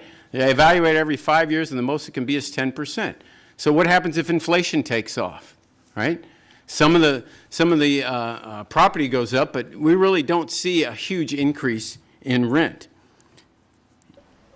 The Seaside Lagoon, obviously, from this discussion we just had, any future council can just decide to let them do whatever, you know, do a lot of things with the Seaside Lagoon. It's going to be up to the council, not up to the public. So, yeah, we need a public-private partnership, that's for sure. And this scenario that it's either going to be CenterCal or we're going it alone is misleads the public to what our options are. Because there's a lot of partnerships that could happen besides this partnership with CenterCal. It's too big. The deal is bad, and we need a new partner. And the AES site is for sale. It's been for sale for a long time. I've talked to a lot of developers. So have Councilmember Imdy and Mayor Aspel. They all look across the street and go, what's going to happen over there? Who wouldn't? I mean, you're looking at 50 acres with this huge project going on next door. You know, it just always comes up. And it's obvious that if you put the two together and you have a bigger project to draw from, including the power line site, then you can put the recreational and open spaces down by the waterfront, back up the commercial, spread out the impacts, and have a larger public-private partnership to draw on and minimize public participation. The idea that this is like, do the CenterCal project or we're going it alone misleads the public. There's a lot of options. And that's my vision, is to terminate this exclusive negotiation, let it expire tonight, and then go out into the public and find a partner that will listen to the public. You don't just listen. Everybody talks about listening, because CenterCal listened. They had 8 public workshops, and they listened. But they didn't implement the input that they got from the residents. They just listened. And by the 8th public meeting, and I went to 7 of 8 of them, by the last one, they would not take public comment because people were so angry. And at the scoping meeting a couple months later, there were no chairs, there were no microphones, and people were just as angrier. So they didn't listen, and there was no compromise. They just did what they wanted to do. And so here you are with an initiative, and this isn't the way it's supposed to go. This is not the way it's supposed to go. Right? A developer is supposed to work with the community. And after 5 years, you're supposed to be a lot closer than you are now. You're not supposed to have an initiative that got 7,000 signatures in 6 weeks and all this consternation. And yeah, it's been going on a long time, but part of the reason it's been going on a long time is because the council and the developers they brought in have not been listening. And it's not their fault that they don't want this project. And I'm the one, along with many others, who've been, you know, canvassing the whole town, and you just show them a picture of it, and people are shrieking. And so we're supposed to do it anyway? So, no, we've talked about this enough. I don't think, do we have to do anything, Mike, if we don't want this ALPIF to continue? I don't need to make a motion to say, let's let this ALPIF expire. We don't have to do anything, right? Take no action, and then it expires, and then we go do what we want. Well, it's not the ALPIF that expires, it's the ENA. I'm sorry. So, but you don't have to take an action. The requirement was that you would consider this before the ENA expired. The ENA doesn't expire for another 19 minutes. You clearly have considered it. So your action is, I mean, you could do a motion to turn it down, but no action is essentially, right. There's not an ALPIF, and there's no longer an exclusive negotiating agreement. So I don't need to make a motion. You don't need to. Sit here. So no action, and this does more bashing. This does go to some of the comments that were made by people earlier about the way it's agendized. It's clearly consideration and possible action. No action means there's not an LPIF entered into, and you are obligated to consider this. Action on an LPIF means you have an agreement, and now you go to all the different prerequisites to see if you have leases, things like that.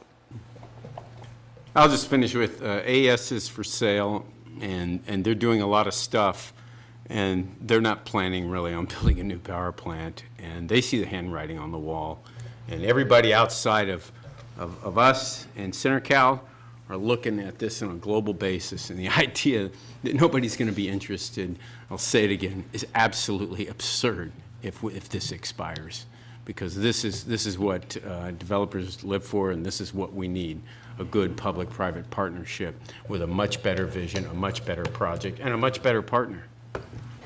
Mr. Mayor, before you go on, can I just, a matter of record keeping, there was a letter that all of you were CC'd that the clerk got that because it was set before the deadline, it should be made part of the record. We've made copies.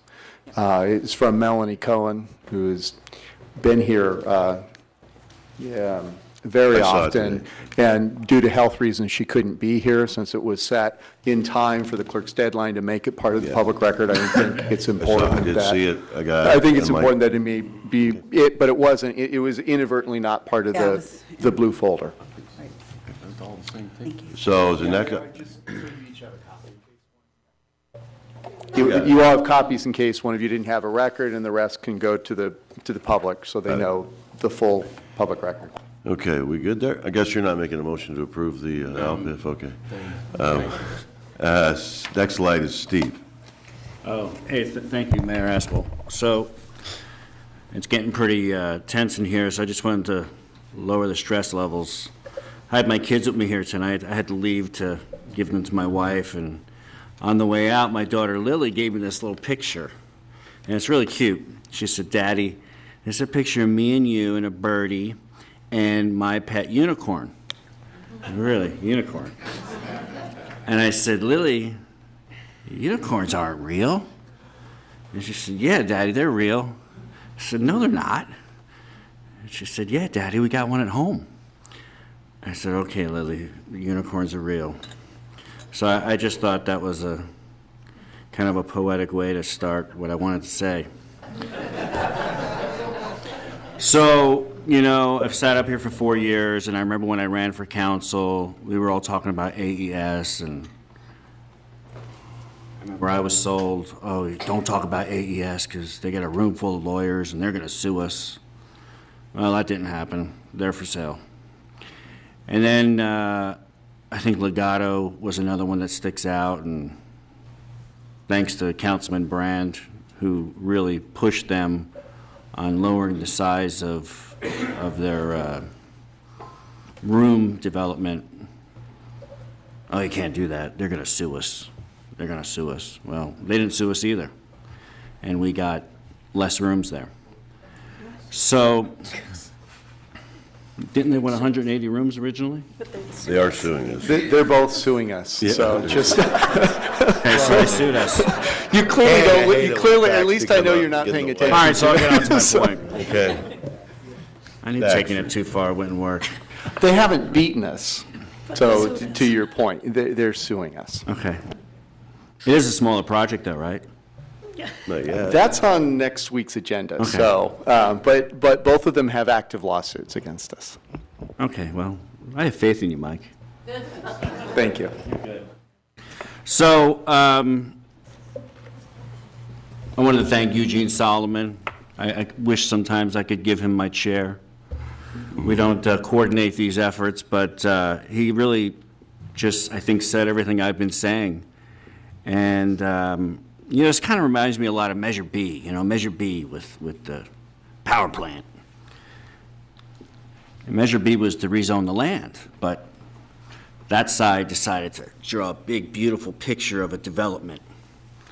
Kind of didn't work out too well for them. A little smoke and mirror job. And I kind of feel like we're getting there now. you know? And I've asked time and time again, I asked Mike Wazansky last week about the financing mechanism. I was told we'd talk about it this week. We didn't talk about it. Matter of fact, they said it confirms CenterCal's current equity sources, capacity to fund the project. Equity resources are available. Financial feasibility is intact. Robust due diligence. I didn't see any of that. So if you want someone to blame, don't blame me. I don't want to hear how the city council did this, because I didn't get that due diligence. I didn't get to do any of that due diligence. I was just asking about the financing from the very beginning. And I asked about the feasibility, too, from the very beginning. I got 3 votes to explore the feasibility, and the mayor vetoed it. So you want me to commit to this output without seeing financials or the ability to finance or even the financial mechanism they're going to use? Really? Okay, so you want me to put the taxpayers of Redondo Beach on the hook because it's a really nice story how this thing's going to be built and be successful. Mom told me there's no such thing as a free lunch. I actually believed her. And I wonder, you know, Fred gets up and tells us how successful his malls have been. It could have shut me up so quickly, and I think Bill warned me of this a few times.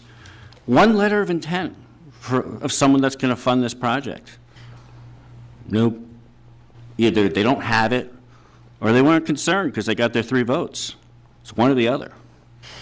So I promised my wife I wouldn't get too worked up about this, and it's just, I just can't believe that we're entering into this financial agreement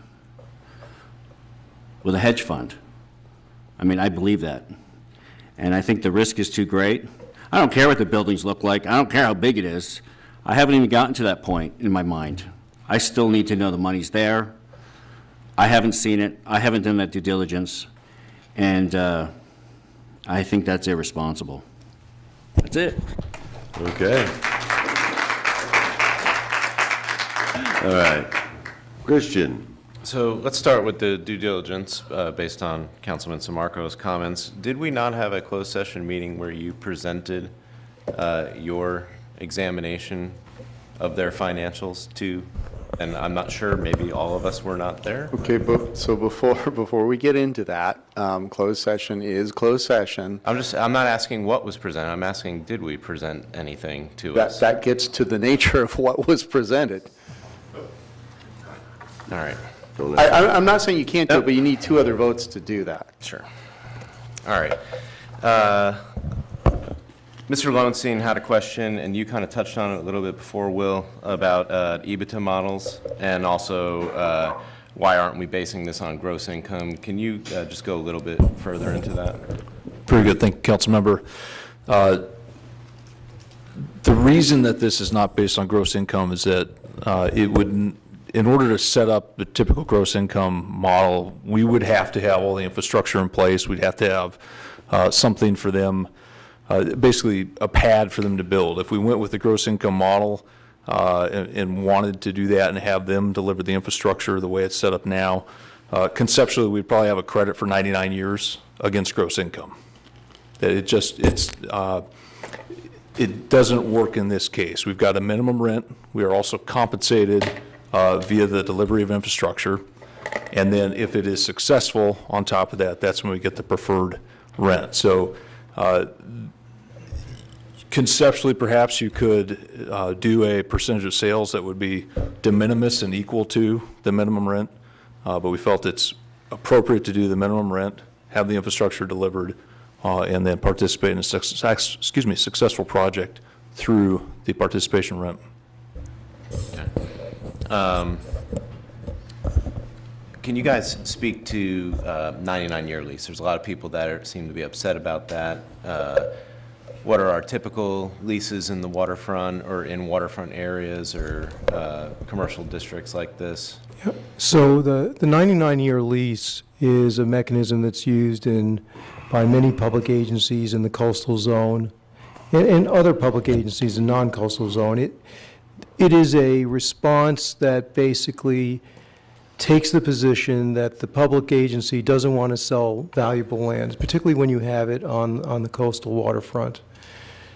What it does in return is it gives that public agency long-term control, because you enter into a lease where you can have a whole series of standards, quality standards, development standards, operational standards, all, by the way, that we have in the ALPIF.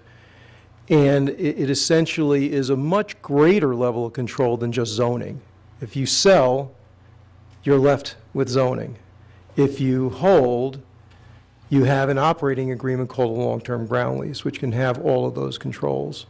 So that is the purpose, and that's the strategy behind a long-term ground lease. The benefit, by the way, in the coastal zone is that you can control access. You know, you can protect access. You can make sure that there is public access. You can make sure that there's public parking. Those are controls that you have. Once you sell property, again, you're left to zoning. Okay, and are there any potential cons to a 99-year lease? Well, clearly the cons are, I think, more on the private sector side. You know, they don't get a typical fee ownership, so that does limit the financing sources for those kinds of deals. It's a much more boutique deal, if you will. It's not standard in that sense. I mean, there are a lot of ground leases, and there are lenders who will lend into ground leases, but it does provide, you know, more of a hurdle in the financing realm for a developer. So I think that is one of the disadvantages of a long-term ground lease. Right. And this deal is broken up into 3 different sections, technically. We have the Uplands, which is the 99-year lease, the Tidelands, which is a 66-year lease, and then the concessionaire agreement is 50 years. 50 years. So, okay. So Laura covered that. There were some comparisons to Del Amo only doing a $200 million project for what they did so far. And we've seen numbers rise over time here, you know, to up to now, you know, we hear sometimes 400 million, but I think that gets confusing to some people because there's breakdowns within that number for infrastructure, for the build out, and then for what I would assume is tenant build out within the interior. Is that correct? Yes, that is correct. And the numbers are confusing. I mean, Del Amo Mall is over 1 million square feet, you know, so, you know, the investment was for a partial redo, and so it's a big number, but it's a partial investment. This is a full strategic investment program covering, you know, all the acreage on the waterfront within this project. So the $400 million also includes public improvements, infrastructure improvements, and land preparation improvements, which are significant on this site. Okay. So I think Fred kind of addressed this, what happens in 25 or 50 years with the changing world, et cetera. We get repurpose. They kind of go with the flow. Mr. Resnick talked about that as well. Just looking through my questions here. Westport Capital, Mr. Solomon had, you know, some questions related to Westport Capital and issues they might have had in the past, and that maybe they weren't vetted, but they were, as part of your exploration of financing, they were vetted as well as CenterCal. Was that not correct? We actually went further than the website and the SEC filing, by the way, and actually, just to get to the point, because we're limited in what we can discuss, but Westport did actually identify the specific funding sources for this project, specific funds and specific funding sources. Sure. And there's some questions out there. I think a lot of people are concerned, and you see it sometimes in the online realm, where people make comments about Waterfront LLC. So Waterfront LLC is a company created by CenterCal to manage this project, and then I think within your Cosmont economic analysis here, it also talks about the further breakdowns within that for what's Westport, what's CenterCal. Can you just explain to people a little bit as to why And is this a standard operating procedure? Yeah. Right, so the primary LLC, the Waterfront LLC, is the investment vehicle for the overall project. That will have some subset investors, including CenterCal's entity and Westport's entity, and so those two feed into the master LLC, which is going to develop the project. That's very typical for this kind of transaction. I think we could find in the pre-lease due diligence that those two subset entities could morph into slightly different entities depending on, what the financing conditions are in the project. So that's why you have another follow-on due diligence, and you go through the process A through Z again on every one of those entities if another one shows up or if any of these get modified. And this is standard in private-public partnerships as well as just private? These are standard in any kind of structured finance real estate deal, absolutely. Okay. Mr. Udowitz, who I think left, threw out some thoughts, because of his experience, and he said there's no need for a 9% hurdle rate, it should be 3%. He also did mention that there were 60 to 80 foot tall buildings, which I'm pretty sure is not allowable. But can you talk about, a little bit, what he was referring to? He also seemed to think that the waterfront property was valued much higher than what maybe you might think it is. So I'm just curious from your perspective if you have any thoughts on that. Sure. Thank you, Councilmember. With respect to the capitalization rate, I think I heard reference to 3 to 4%, as you indicated. That could be a reference to a property that's stabilized, could be a residential property. Different product types, residential, office, commercial, have different capitalization rates, which goes back to the math that was doing the $100 versus a $9 return, and that would be a 9% capitalization rate. $3 in income would be a 3 cap, right? 3% capitalization rate. With respect to a property like this, the developer is taking on a substantial amount of risk, and that risk is compensated in one form through the capitalization rate. For a project like this, we would typically see higher than a 9% return on an unlevered basis being required by a developer, and that would easily be in the 10% range, 12% range, north of that. If you think about the amount of entitlement risk that the developer in this project is exposed to, the construction risk, there was a question about who pays if the cost of the steel goes up. That's the developer. The developer absorbs all of those risks. There's financing risk for the developer, that interest rates will change 2 years from now, 3 years from now. And so they take on all of that risk in order to get a project to be operational and open. And so that higher capitalization rate is in compensation to getting the project from concept to actually opening versus the referred to 3%, 4%. That's perhaps a pretty low capitalization rate even for a stabilized piece of residential property that has very little risk. And just in addition to the risk, the contribution to public infrastructure. I mean, that's the difference here. I mean, the over $100 million invested on our behalf in the site changes the deal structure completely. And that colors the entire deal. And I think that addresses your question about the land value as well. Yeah. And then I asked this question a couple weeks ago, and I'm just going to ask it again because, sometimes the 9% hurdle versus the 10% hurdle, right? So it's 1%, right? And I think people look at that and they go, well, what's the big deal? Sure. It's just 1%, but the way it's been presented to us all along is that that's a pretty big 1%. And I'm just wondering if you could kind of give the explanation on that one more time. Sure, yeah. If we've got a couple hours, I think we can go into a lot of detail, but we spent a lot of time on this for sure. If, let's say the developer, going back to capitalization rates, if we think that we are going to start at an 8 cap, right? So they open the project and their initial kind of day one return on their cost is an 8% return.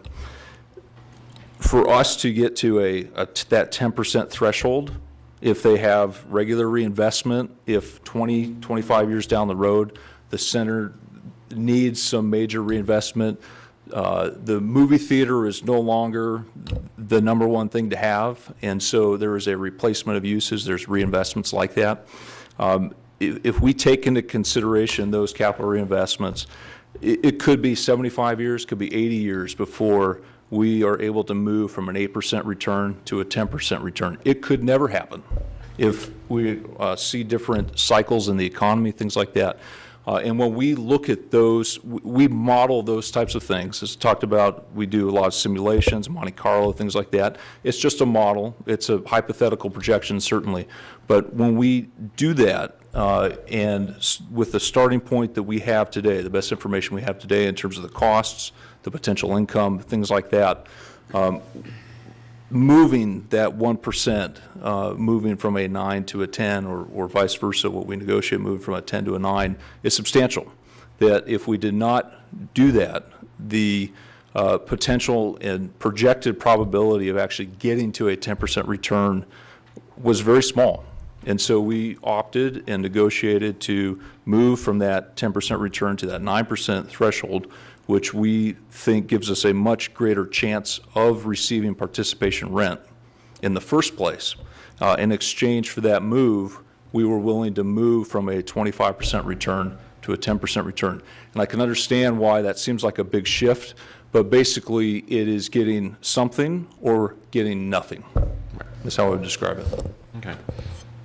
Thank you, Will.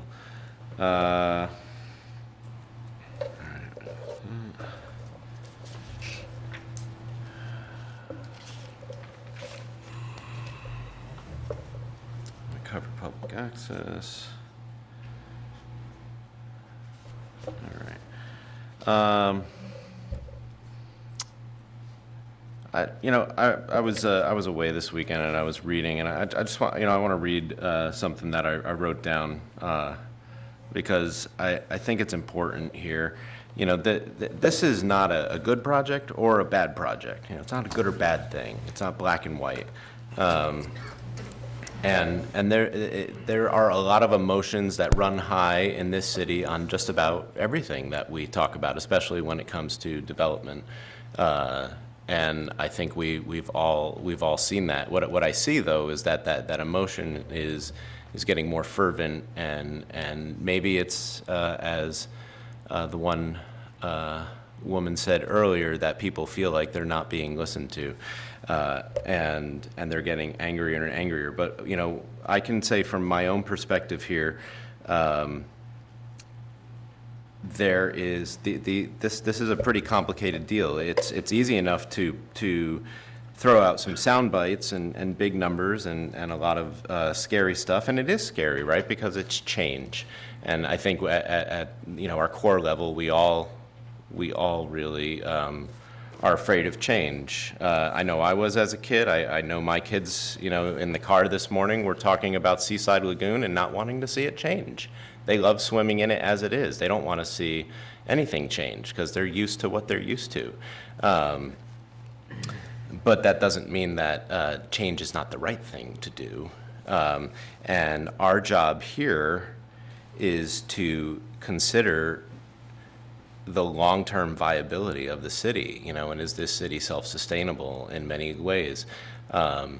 And we've been focusing, some people have said it up here, we've been focusing on the harbor for 28 years, but we're not focusing anywhere else in the city. A lot of the neighborhoods need attention. Artesia needs attention.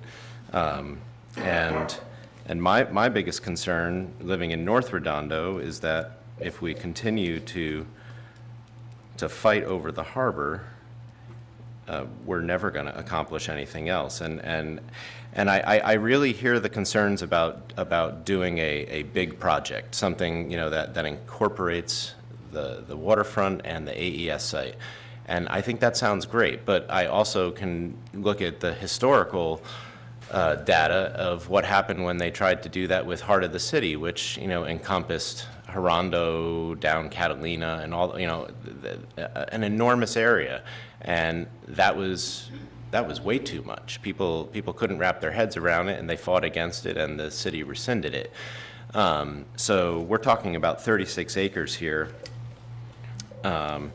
And I think any decision we make here is going to influence what happens at the AES site. And I'm assuming it'll actually influence what happens at the AES site for the better.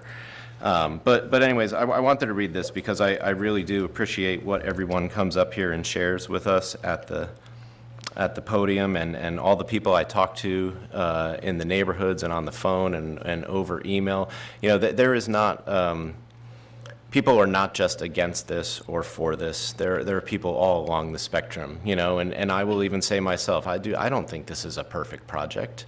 You know, that doesn't mean I should kill it personally, but I'm not a developer. I don't do what you do for a living, and I wouldn't assume to think I should tell you what you should do. And that's, you know, we're leasing this out to, potentially leasing this out to somebody because we have not done a great job of managing that area. It's been piecemeal for years and years and years, and we blew it in many ways, and that's kind of why we're here. You know, Councilman Pinsler said a few weeks ago it was a passion of his. He wanted to try to do something. They weren't able to do it back then, and now here we are. And I said this about the boat. I don't want to kick this down the road any more than we have to. I think that's what's irresponsible. So, but I just want to read this. You know, so the framers of our Constitution kept with more than 2,000 years of Western philosophy since Plato. They feared the distorting influence of emotion on the rational thought necessary for good decisions in a democracy. Plato argued that when reason and passion collide, the proper place for passion is in the back seat. In the Federalist Papers, the framers of American democracy made clear, like Plato, that only through reason can people set aside their self-interested and parochial desires to make decisions in the common interest. Passions can lead to rapid, poorly thought out, self-interested acts, or to the psychology of the mob inflamed by the emotion of the moment, incapable of turning on anyone in its path. In no way, in my reading that, do I mean to say that anybody's passion or strong feelings about anything is not important. But I think sometimes passion and emotion does cloud our judgment. And the one thing we're supposed to do up here is try to not vote from an emotional standpoint. And that might not work for you sometimes. And that doesn't mean that we're not listening or we're not hearing or we're not engaged in the process. So, Martha. Oh, sorry, you want, I'd like to make a motion that we Martha adopt. hasn't Oh, talked she yet. hasn't. Let's go. I'll just, go ahead, Martha. The need to close the public hearing. You know, I have to be at jury duty at 9. I have to be at jury duty Okay, at well, 9. Martha's been patiently waiting. Go ahead. And there has been so much debate, and if I were to go through my copious notes of all the different points that have been discussed, many that could use further discussion. Fortunately, my colleagues here have brought up many of the ones I would have brought up, particularly Bill covered many of them in his first set of comments, where we explained the process, how we've gotten here, and what other steps there are in addition to tonight if we were to move forward with this project. I'd like you all to understand that it is very difficult to sit here and quietly listen to public comment and what people have to say without refuting things that are expressed that may not be fact, that we may want to correct, but that's not the place to do it. We are charged with doing what we see that the city needs, balanced with what the majority of our constituents want. And we all try very hard to listen to all of those voices, not just necessarily the ones that we're here today that we keep track of. We keep track of all of them. And we carefully, much more so than you probably can in your private life, look at these details and are exposed to much also in closed session regarding finances and many, many other issues. With that being said, there was only one thing I wanted to bring up, and it's a little off the cuff and outside of the debate of where you stand, but it had to do with brick and mortar. And if I can take just a little bit of time on that, and it's not fueled with debate, it's just a fact. And it has to do with brick and mortar. We've heard a lot about malls are dying and we don't need brick and mortar, and I wanted to bring something up regarding sales tax and the generation of sales tax when people buy things online. And I wanted to either city staff or Larry or one of you can probably answer this regarding how, or maybe Joe, someone, because I think it'd be really interesting for the public to understand, because some of the things we've heard tonight is we don't need brick and mortar stores. Everybody's buying everything on Amazon.com. But as you know, sales tax is collected, and I, for one, did not understand, and I thought that sales tax from online sales from say, Amazon.com would just go to the zip code where it was delivered. But that is not necessarily so, and there is a place for brick and mortar. So maybe one of you guys can explain how this works, and Sure, just because I think it's an interesting point to know when we make our opinions and our thoughts regarding the need or lack of brick and mortar. Just to clarify how sales tax is distributed. For Thank you. brick and mortar sales, it's distributed on what's known as a point of sale. So wherever someone goes and buys the item, the sales tax goes to that jurisdiction, to that city. When it's an online sale, Amazon.com, it's not a point of sale. What happens is the sales tax is aggregated for all 88 cities in the county. And then whatever our proportion of the overall sales for brick and mortar is, if we receive 1% of the overall sales in the county, that's the same allocation that we receive in terms of the online Correct. sales. So it's not point of sale, it's Right. not directly distributed back to where the sale took place. It's allocated back to cities based on how much of a percentage of the overall brick and mortar sales they have in their city as a percentage of countywide sales. Correct. So in other words, if we had no brick and mortar sales at all, then we would not get any sales tax From online from purchases. online purchases. And this is an important point to understand on how online sales tax accumulation gets distributed to places. So say a city that chooses to have no stores whatsoever, and just wants to have residential or parks or whatever, regardless of whether these online sales are being delivered to those zip codes, they're not going to get any of the sales tax because they don't happen to take the burden, because it is a burden, and a traffic burden and so forth, to have brick and mortar stores within your community. So this was a point that had not been brought out, and there had been many comments regarding brick and mortar is dying, we don't need it, we need to get rid of it. So I thought it would be important because it explains sales tax revenues. And it's not really related to much of the debate tonight, but it is an important It point is. that, It's good. Okay, I got, before we close it, we had a couple of figures. Larry, how many square feet is the Lamo Mall? 8, as I recall, about that. Bill, Slightly under 2 million How many square did you say feet. it was on your computer here? It's, I was talking about the remodel they just did that includes the Nordstrom. So the remodel that includes the Nordstroms at Del Amo is 538,000. That was So my what's the total point. square footage then? Yeah, so the total square footage is north of 1.6. I think it's about 1.8 million. So as I still recall. triple of what we have. That- yes, Sound correct. bites come out different. One more point. I did some research today in case we didn't extend the ENA.